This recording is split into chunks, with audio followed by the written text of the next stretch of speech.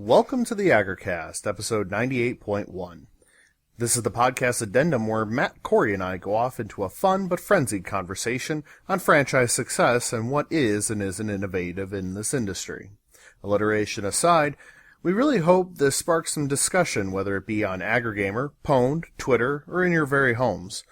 Please leave your comments in the show notes and we'll read them on the air next show. Thanks again, and enjoy.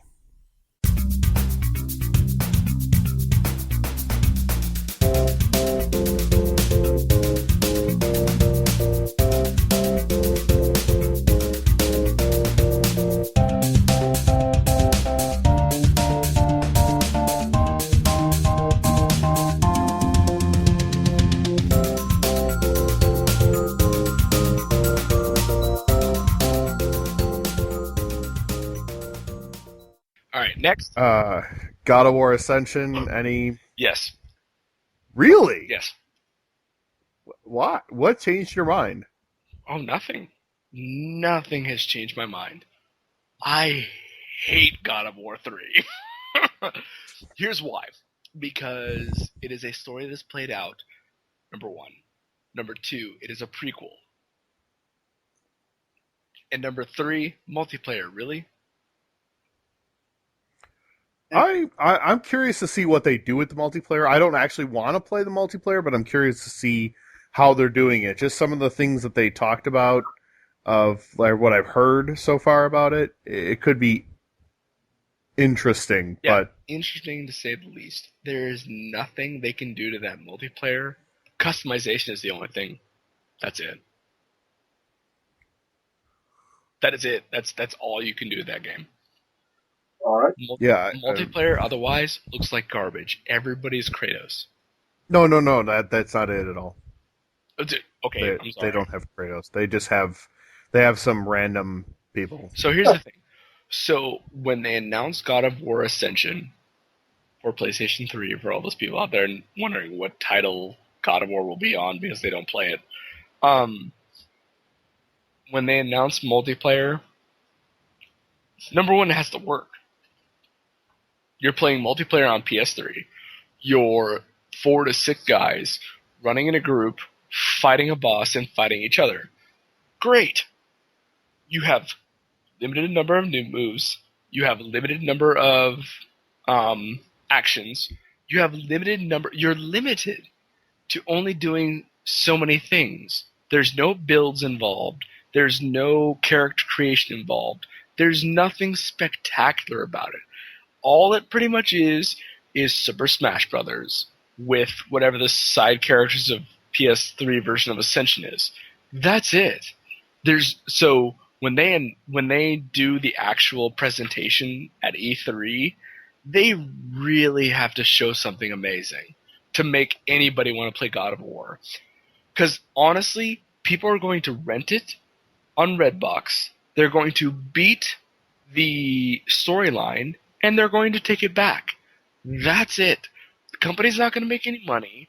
They're not going to sell any titles. There's nothing involved. Or Gamefly, whatever you want to do.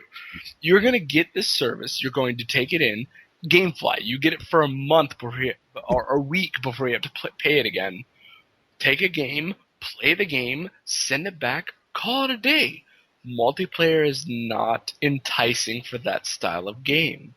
Multiplayer is not enticing because it doesn't have a real mass of characters. There's not customization. There's nothing to single you out from anybody else. That we've seen.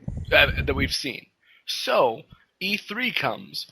God of War, and this is why I'm interested, really needs to be like, by the way, I'm just going to whip this out and show you how awesome God of War is. That has to happen this year. I mean, I from what I've read so far, I am curious to see how it works with, so it's two groups fighting each other, and the group that wins then gets a chance to fight, like a boss or something like that. So I'm curious to see how they're going to make the multiplayer different from other things, and that may get people to actually play it if it's different enough. Like, eventually people really liked the multiplayer in Assassin's Creed Brotherhood, because it was different from anything else that was out there as far as multiplayer was concerned. Yeah, it was a small group. Absolutely. It was it was not a huge number of people playing the multiplayer, but it had its own, like cult following because it was so different.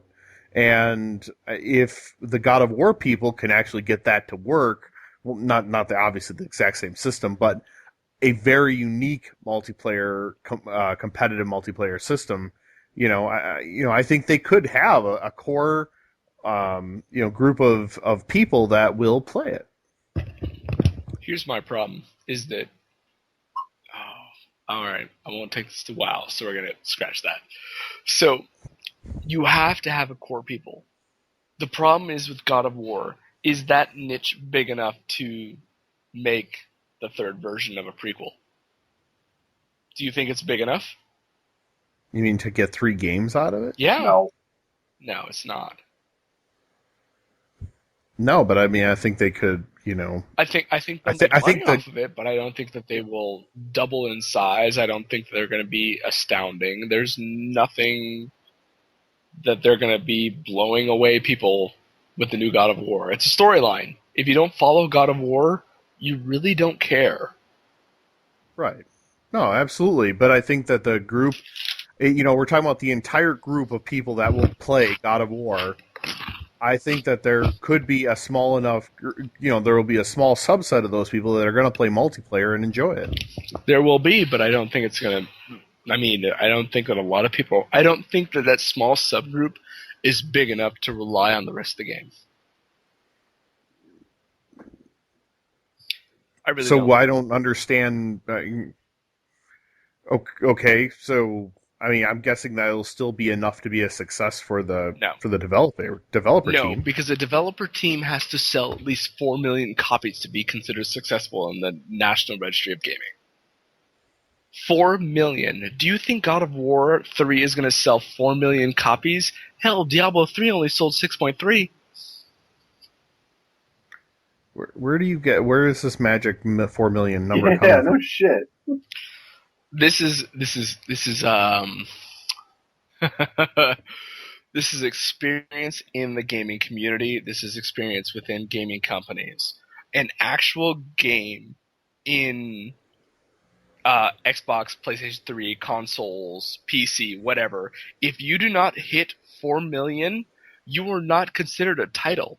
You are not considered a big title. There was a game, what was it? Family Game Night. Family Game Night was released for PlayStation 3, Xbox, Wii, and that's it. All strictly console. It was released. They sold 800,000 copies from a small company out of Utah. Okay? They were not considered a big sell at all. They were not considered a big game, specifically because they only sold 800.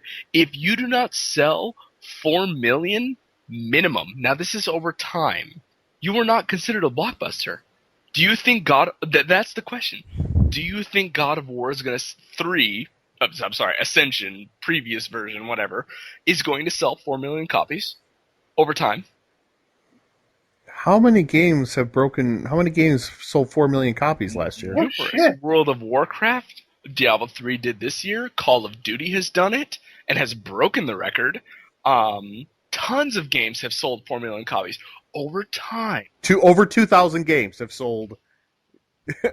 Wait, I'm guessing that the number of games that have hit this $4 million magic mark is not as many as you think it is. But I don't know why you say that, because it's over time. I mean, it's not like you have to do it in 24 hours.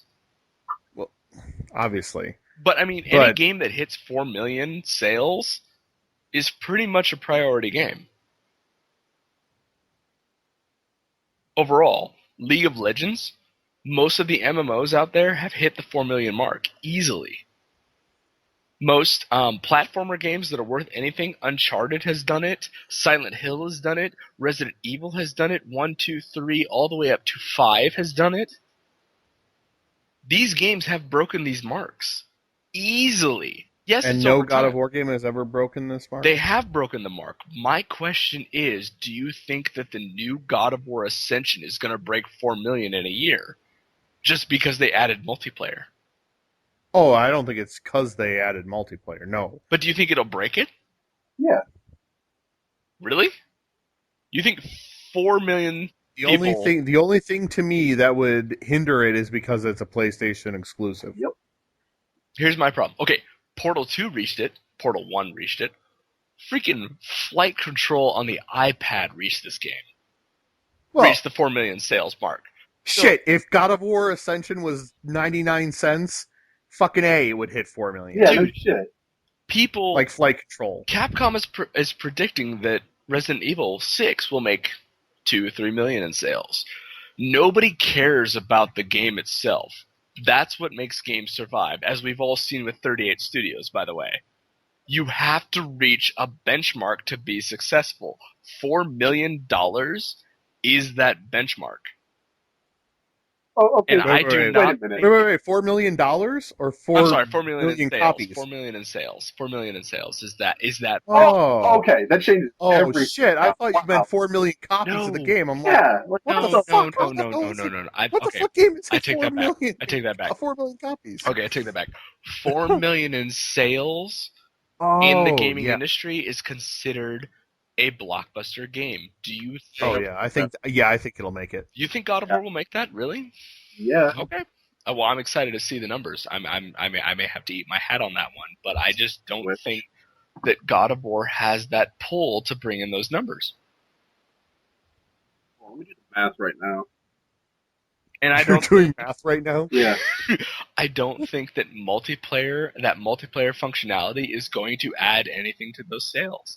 I don't think that 60% of people that have already bought the game are going to play multiplayer because there's nothing there. Okay, ready? In order for God of War Ascension to break the $4 million mark, all they need to sell is 666,000 copies. That's all? They can do. 667,000 copies. There we go. Yeah, that's not a problem. I mean, that's just done. All right. But So, I guess my point is it isn't the multiplayer that's going to sell it. All they're trying to do, and to me, this is all they're trying to get is there are going to be X number of people who are going to buy this game. Let's just say they'll barely graze the 4 million in sales. So we'll say 700,000 copies are sold. All right, that beats your $4 million mark. okay. They're just trying to make that a percentage of those people, we'll say 20%. All right, so that's 144,000 or 140,000 or so people to like the multiplayer long enough to not sell the game back. Right. That's the whole goal. I don't think the multiplayer is being put in there to sell copies. No, not at all. It's being put in there to not have the game be sold to be sold back to GameStop. I don't think that it's not going to get sold back. I don't think that the multiplayer is going to make people hang on to play this freaking game. I think there's going to be a small percentage of people that are going to do that. But I don't think that it's going to be big enough to make this game successful. All they have to do is sell, 667,000 copies. Dude, Final Fantasy breaks billions. Breaks billions. Wait a minute. Wait. So now the game doesn't need $4 million in sales to be a success. Now it has to have billions. No, I'm saying that you have a game that needs to break a 4 million mark to be a blockbuster.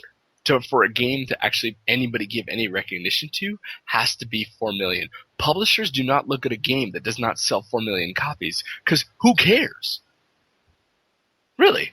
Who cares? But you sold 1 million copies. Yay, you're like an Atari game. Honestly, you're like, well, what was that game that sold 1 million copies? Madden NFL 2006.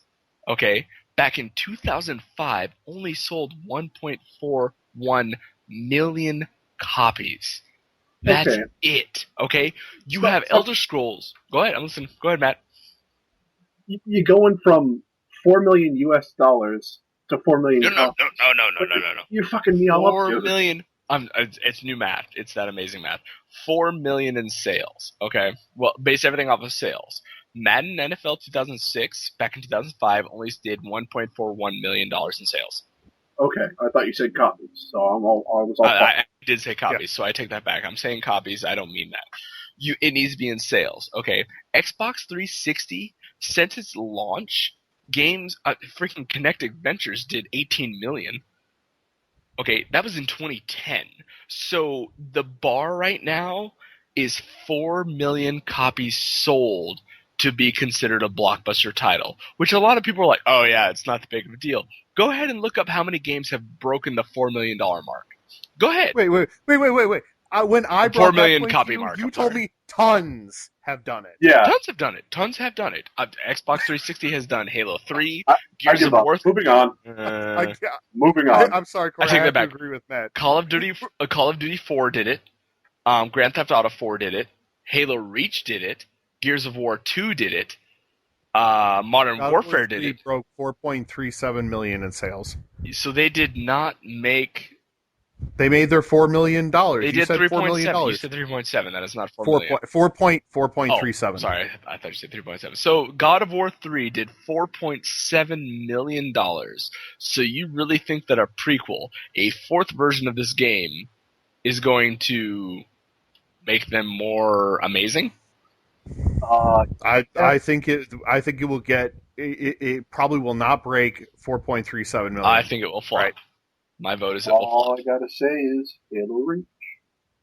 Halo Reach, thank you. Halo Reach did it. That's my thing. I do not think, and we're going to say it right, I will say it right here on this podcast, I do not think that the latest version of God of War anybody is going to care about. I really don't think. I do not think it will break $4 million in copies sold. I don't think it will. 3.8, 3.7, 3.6, whatever. It will not break 4 million. Moving on. Well, only time will tell. We will find out. I'm waiting. I will eat my hat. My Guinness hat, I will eat it with stew. All right. And a Guinness. All right, Corey. All right. What other games do you have on your plate? What else do I have? I have all sorts of cool stuff. So, how come we didn't talk about Metal Gear Rising: Revengeance? Because of that fucking shitty ass fucking name. Really, the name? That's why we're not talking about it? No, I just haven't got. It's not on my list right now. How is? Because I'm not a Metal Gear Solid person. I've never played a Metal Gear. I've only played one Metal Gear game, and that was the original, and I beat it. That was it. I played Metal Gear Solid 2, thought it sucked, and that's been my opinion ever since. I don't care about Metal Gear Solid. I don't even know you guys anymore. I mean, all right, moving on. Really, dude, nobody wants to play Raiden. Nobody wants to see what the next installment of Hideo Kojima, the most popular publisher of all games, has created. His new project. Dude, the guy has done everything in his power possible to make Metal Gear Rising exist. He actually has gone to different developers specifically to save this project so it happens. How? Really?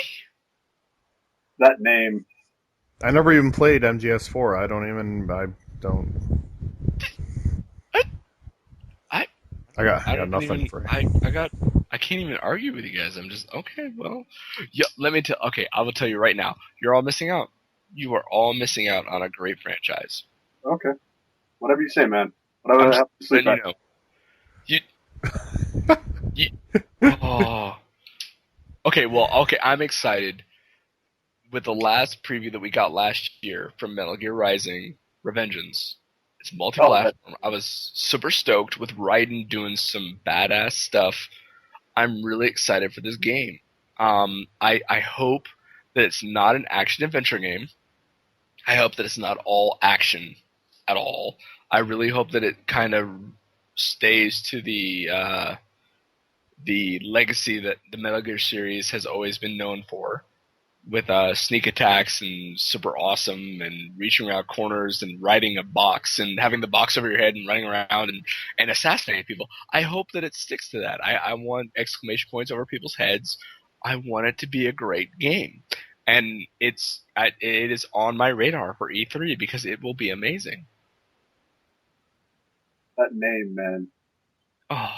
Every time I see that word, friggin' part of me dies and my eyes start to burn. It's cool. You can go play Darksiders 19 or whatever that game is. What?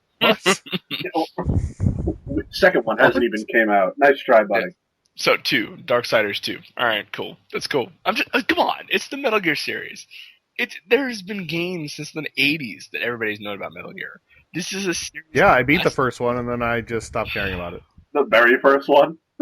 Yeah. On the NES. All right. Yeah. Well, it is a game that I am keeping on my radar. I am looking forward to Metal Gear Rising. If it's anything like the cinematic that we got last year, it will be awesome. So. All right. What else do you have on your docket, Corey? Metro, Last Light. No interest in that, okay. Dude. Why not? Mainly because I've seen the trailer and just kind of went meh. I shrugged my shoulders. I at least I shrugged my shoulders. It's right? a THQ game. And what does that mean? High quality stuff, man. So Metro 2033 came out back in March on Xbox 360 and Windows. And I'm sorry, I take that back. That was in 2006. And, 4A Games has announced that they're doing a new one. And it's not futuristic. It's the past. That is amazing. It's a first-person shooter. It is, post-apocalyptic. Well, it's post-apocalyptic Russia in Metro 2033. It's like, what was the game we were just talking about? Not Splinter Cell. It's like Doom. It's that game that has that nostalgia to it. Metro 23 was huge. I love that game. This game, I'm kind of lukewarm on because it's more modern. But it's underground, warfare, World War III type style. It's multi-platform. It looks like a really good FPS game. It's something new. It's something different. It's something that's not Call of Duty or Battlefield. I'm excited for this game. To me, just at this point, all the FPSs are starting to look the same. Well, they have to. You have to have a kind of algorithm to accommodate to the players these days. If you don't accommodate to that algorithm, you have to reteach an entire player base, and that's not going to happen. I think now we're starting to get to the part that I think is important. I think we're just getting to this point where we need some, for crying out loud, you thought Diablo 3 was genre bending. We need some new development in games. Like, we need to stop having 3s, 2s, and whatevers behind. Yes. Behind the names. We need something new. Dishonored? Overstrike. Dishonored. If it looks good, then yeah, I'll definitely be looking forward to it. Come on. You are an assassin with a supernatural repertoire. You like that? Big words right there, repertoire. All right? You can possess other living creatures. You're in 17th century London with a whole steampunk background. Okay, there is multiple ways to approach these missions. That you're not limited to just going into the mission and doing it this one way, or it's not going to happen at all. I think it'll be great. I'm. Dude, you can play the whole game. You can play the whole game without killing a single person. Nice. How is that not amazing? Because I haven't played it yet? It's not out yet.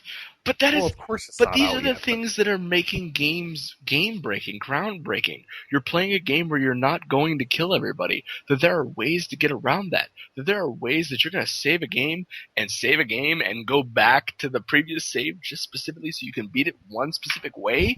How is that not brilliant? I'm not saying it's not brilliant. I'm saying that it's not I'm getting tired of Halo 4, God of War Ascension, Far Cry 3, Black Ops 2, getting tired of fucking sequels to everything. Yeah. And I hope Dishonored is awesome, and I hope it knocks it out of the park. I can't wait. I hope that Quantic Dream comes out during the Sony press conference and shows us whatever their next thing is. Oh yeah. But you can't tell me that you're not getting a little fatigued with the amount of bullshit sequels that are just piling up. I am so fatigued, dude. You have no idea. I want to take a chainsaw and a baseball bat to half the developers that are working on games right now. Here's my thing. Right now, developers and publishers are banking on what works, because to develop an entire new game system and a new game hierarchy, you have to start from scratch, and that takes time. And we got plenty of it. And we have plenty of it. I am patiently waiting for those games to come, but they're not coming this year. They're not coming next year. We're not even getting a next-gen console, I guarantee, until 2015. We have another 2-3 years till we see something. So until that next step happens, you pretty much have to deal with sequels. Yeah. And I'm not saying I'm not excited about some of the sequels. I am. You can rewind this podcast and listen to me talk about Assassin's Creed 3, Persona Resident 4. Evil 6. Well, Persona 4, what's coming out in the Vita later in the year is a sequel. You know, it's a game, but it has some bonus like Buffy the stuff Vampire to it. Slayer. It's cool. Sorry. If they announce a Persona 5, yeah, that would be awesome, but I don't think that's going to happen. But that doesn't mean I'm not getting tired of it. We are getting tired, but that's because we've been playing games for the past 20 years. Okay? We've been playing games since their inception. We've been playing video games. We're a different breed than the new gamer. Right, but then you can't expect me to get fucking excited about Metro bullshit, same FPS that they've been cranking out for, the last 5 years. But you have so many indie developers right now that are developing so many different games, Torchlight, that are breaking the mold and making breaking the mold. Torchlight? Okay, Torchlight. Torchlight took the concept of Diablo and made it Stop right casual. There. Took the concept of Diablo and the discussion. They took the concept of Diablo, the concept, not the gameplay. That's the difference. Okay? You have something unique. You have something you can play that's completely different. Hell, everybody... Unique? Dude, Torchlight is a Diablo clone. To a point. Not Torchlight 2. Not Torchlight 2. No, it's not. Not at all. To talk to your point, Matt, I will say this. It's more like they took the essence and distilled it down to a... basic game. To made it a little more palpable for a wider audience. I have played the Torchlight 2 beta, and I have played Diablo 3 exclusively. Just constantly. And between the two, there are no longer similarities. It is not the same game at all. I agree with that. You have Minecraft, which was built by an indie developer. You have League of Legends. You have a new Dota game coming out. Defense of the Ancients, for those that haven't played Dota 2. I mean, there are these titles built by indie developers that are breaking the mold. Whether they're selling 4 million copies or doing whatever they are and being groundbreaking, no. But as for an indie developer, these are games people have never seen before. I play games on my iPad that I've never experienced on Steam or Xbox Live or anything like that they are actually copying because they're successful. That is where we're at right now. It's no longer... EA's not... Go ahead. The games you mentioned, I don't think they were good examples for games that are breaking the mold. Torchlight 2. That's kind of what I meant to say, with like Torchlight. What else? Dota, because isn't Dota just the previous game that was built back in 2000 whatever? Yeah. Which was built by an indie developer, actually a kid that built that game with the Warcraft 3 building engine that has nothing to do with World of Warcraft now. But wasn't it just standard RTS? No. It was actually it was actually the game that improvised. I'm sorry. It was the game that implemented MOBAs into the world. Okay. MOBAs never existed until Dota was built.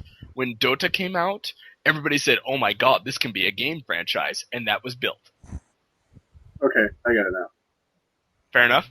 So, Dota is a starter. Yes, there's a Dota 2 coming out, which will, again, break the mold because this will set the standard for MOBAs. This will not be League of Legends. This will not be Petroglyph's Rise of the Immortals or whatever. This will be the game that everybody measures games up to, and it's being built by Valve. These are you have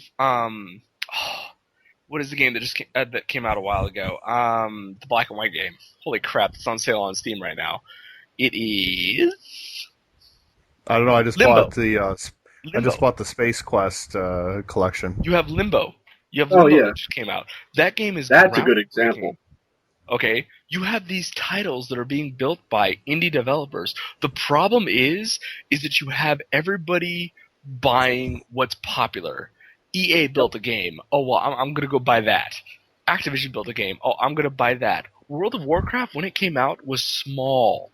Everybody and their mother. It is the largest MMO to date. Along with, you want to put it alongside something? Put it alongside Eve. Eve is a complete different atmosphere than MMO, than versus World of Warcraft. And both are successful. Both are great. But the problem is that you have numerous kids and adults playing what's popular, not what is actually a good game. Or not what is groundbreaking. Thus is life. Thus is life. To the real world. So, I mean, you have these games that are trying to break in, that are trying to break the mold. I mean, Diablo 3, I hate to say, is a perfect example. You have a game that is getting rid of the skill tree, that is getting rid of gameplay and just making it a click adventure. When was the last time we had that game? Oh, that's right. Diablo 2. So, it's been 15 years. And they're trying to bring that back into the marketplace. How do you compare apples and oranges? How do you say Diablo 3 is this unique game that's standing on its own 2 feet that Torchlight doesn't mimic at all anymore versus, everybody's doing Diablo 3 anymore? Well, the way you said it was breaking the mold. When I think of breaking the mold, I think of hybrid games. Games that are doing something completely different, not taking cues from anything. And when you said Torchlight, I'm like, what? Okay, so I say, and Brian gives me crap all the time. Diablo 3 is breaking the mold because what they did is they took away a skill set. They took away a skill tree. They took away you beat the game. You want to beat on the next level because you want more loot. You want to hit the level cap. You're going to hit the next level because you want more loot. You're going to hit Nightmare. You're going to hit Hell. You're going to hit Inferno all the way just to get to 60. You hit 60, and then you're grinding for magic items. You're looking for gear. Why? Because PvP is coming soon. And and Torchlight does not have PvP. Most RTSs do not have PvP. RTSs. I take RTS back. What did we consider Diablo? A top-down, third-person... Yeah. Isometric. So, I mean, you have these games that do not have PvP. You have League of Legends, which is strictly PvP and not meant for single-player base. You have Diablo 3 that has broken that mold and brought the casual gamer into the hardcore world. You have... And I kind of... how many casual gamers do you think are playing? Yeah, no shit. I'm sorry, 6.3 million casual gamers are playing Diablo 3. Yeah, no. 6.3 within the first weekend. You're going to tell me that there are 6.3 hardcore gamers out there? Yes. Yeah. In the U.S. You're saying that because there's only 17 million in all of World of Warcraft, and that's casual and hardcore. And most of those people stop playing World of Warcraft to play Diablo 3. Yeah. But that's my point, is that they're playing something different. They're playing something unique. They're playing something new. Can you point out a game out here right now that's new, that's not done by an indie developer? Name one game. Wait, That's not done by an indie developer. Name one game. One. that has 6 million people? I don't know. What It's is your not- question? My question is show me a game that is not done by an indie developer. We're talking major developers. We're talking EA. We're talking Activision. We're talking 38 Studios. God rest in peace. We're talking, these large conglomerates. On with the question. Who is building a unique game besides indie developers? Uh, Nobody. Nobody is building a unique game. Not a single person. They're copying each other because that's what sells. Facebook. but you're sounding critical right now because of Torchlight. It's doing something different. No. Oh, it's I not. say Torchlight. Torchlight, which was built by Runic Games, is building a game that is unique. Therefore, they qualify under the indie developer that is building a game that is unique. It is not Diablo 3. You can't say that it is. If you've ever played the beta of Torchlight 2, it is not Diablo 3. It's a completely game on it. All right. It's a completely different game on it. Stop saying Diablo 3. I'm talking about Torchlight being a carbon copy of Diablo 1. Sure.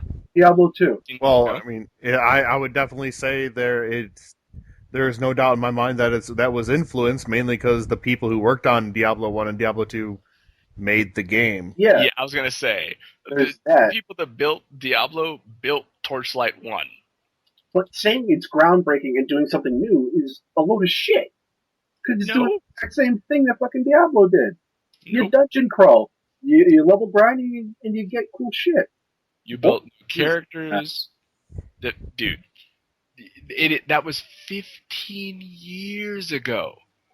When you have Diablo that was breaking sales of, I think, they broke at the time. They broke Diablo broke the greatest Diablo 2, I believe, the greatest sales record, and they sold. Hold on a second. It was. I'm pulling it up. I have to have an accurate count because if I don't, I'm kind of an asshole. So, well, I think we've way past that. Yeah, we're past asshole. But I'm just saying, you have indie developers that are building games that are breaking the mold. You have, and as we brought it up, you have Limbo. You have Dungeons, you have Ticket to Ride, which actually for all of us that are playing board games, which is amazing because that's very exciting, is indie games. I got a good example.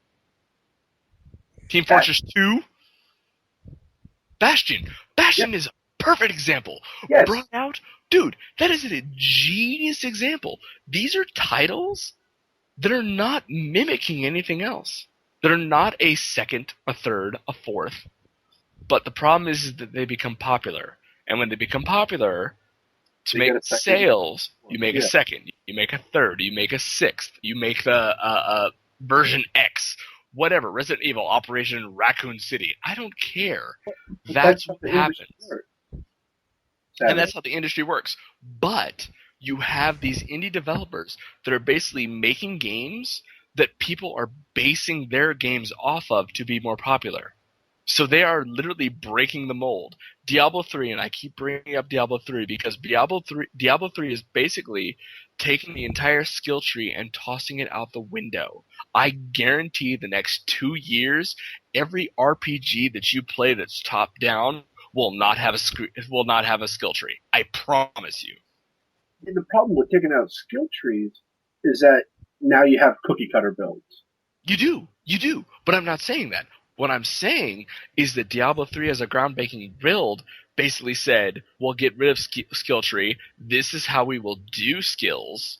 This is how we will give people customization. And that's how we'll move forward. And I promise the next 2 years, every top-down RPG is going to implement that build, that skill tree. That skill set, that quote-unquote customization. Why? Because it worked and it made 6.3 million sales. That's why. I don't think the skill tree had anything to do with the scale. The had anything to do with the sales. Yeah, but no, I do. it was the name. I do. Because yeah, it's I something agree with unique. that. It's all about the name. No, it's something It's unique. just- It's something you're going to really tell me that the 30 and 40-year-old people were like, "Oh, I'm going to buy Diablo 3 on opening day." Bought it. Yeah, my dad. Yeah. I Almost 50. disagree wholeheartedly. I do not believe that the people that actually have a job and actually have a family and actually no longer have free time bought Diablo 3 because it was Diablo. Yeah. And Um, everybody can argue about that in the show notes. I'm going to go ahead and just stop us right here because we are way over time, and Call this of is a Duty. completely different. This is a great This is a discussion. I want people to comment. I want reactions. I want. Yeah, because we all know Corey's been totally wrong for the last hour. Yeah. All right. Okay. Cool. It's fine. It's cool. You know what? I look forward to this podcast posting, and I hope that everybody posts in the show notes. And if I'm wrong, by all means, comment. Yes, and Spoiler. I guarantee you we'll continue this discussion some other time. I smell it. It's going to happen. That'll be It's going to happen. Torchlight 2 is going to come out. We're going to talk about it. I promise you. Yes, and so you'll be able to catch Corey and Twitter and all the places as Mythic Griffin. Catch Matt on Twitter as Shredding Ruin RUEN, and of course you can always talk to me on the Twitters and every other place as Quiglin. All right, whew. That's it for our pre-E3 podcast. Stay tuned to AggroGamer.com for more E3 news, as well as more podcasts, whereas we slowly build up to the magical number 100. All right, guys, I'm glad we had this little chat. You have any final thoughts? Keep it in 30 seconds. Matt. Rubber baby buggy bumpers. All right. Corey? Somebody go out there and build a better game. There you go. And you heard it here first. All right, so from all of us here at AggroGamer, we are out. Peace.